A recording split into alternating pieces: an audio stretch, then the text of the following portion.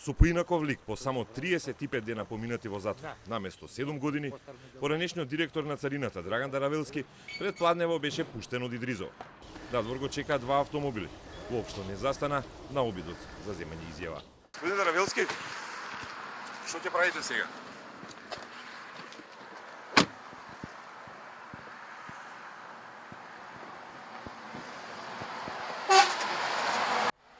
Даравелски потоа со автомобил со затемнети стакла се упати кон Куманово.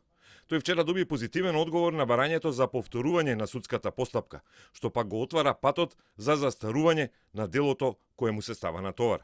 На новото судење кривичниот суд ќе треба да констатира дека делото му е застарено за гонење.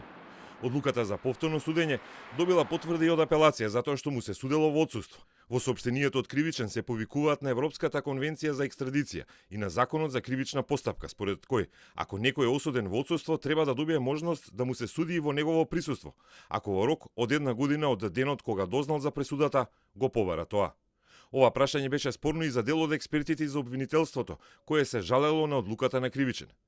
Смета дека Даравелски дознал за пресудата уште пред неколку години, кога беше задржан во екстрадицијски притвор во Белград, а не сега кога сам се предаде на граничниот Премин Табановце на 11 јануари. Даравелски беше во бегство 2 децени. Во отсуство беше осуден на 7 години затвор за злоупотреба на службената положба, а пресудата му е правосилна од 2008 година.